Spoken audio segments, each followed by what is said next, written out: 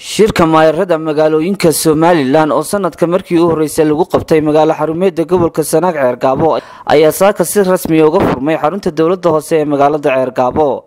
shirkan oo ay ka soo qayb galeen dhammaan maayarada magaalooyinka waaweyn ee Somaliland ayaa waxa goobjoog ka ahaa wafdi wasiir oo hogaaminaya wasiirka gaashaandhigga Somaliland Axmed Xaaji Cali Cadami, maayarka magaalada madaxda gobolka Sanaag Ceergaabo Ismaaciil Xaaji Nuur oo wareynba shirkaasi furay ayaa ka xog waramay ujeedada shirkan, sidoo kalena halkaasi ka shaaciyay inay doorteen guddi ka kooban gudoomiye ku-xigeen iyo waliba xog haye.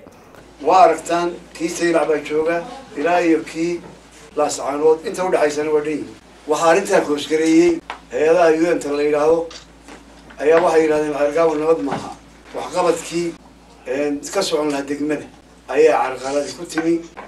waxay go'aansadeen intay beeniyaan Ceergaabo inay nabad tahay, lala tagi karo, waxna laga qaban karo.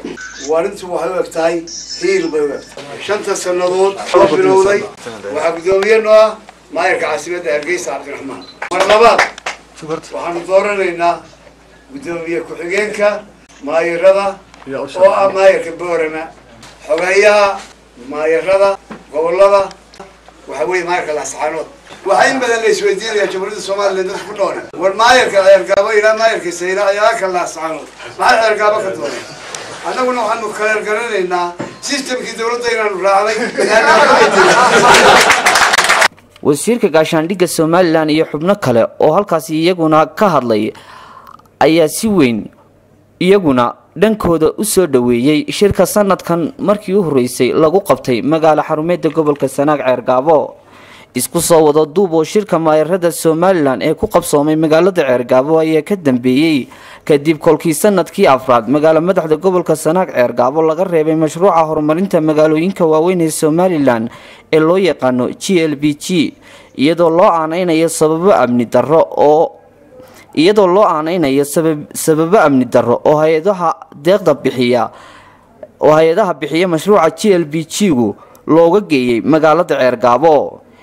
waxaana ujeedada shirka loogu qabtay magaalada Ceergaabo ahayd kulan maayarada Somaliland kula qaateen magaalada Hargeysa in gabi ahaanba meesha laga saaro amni darrada la sheegay inay ka jirto magaalada Ceergaabo ee marleyba ka hortaagan horumarinta dhammaan deeq bixiyayaasha caalamiga ah.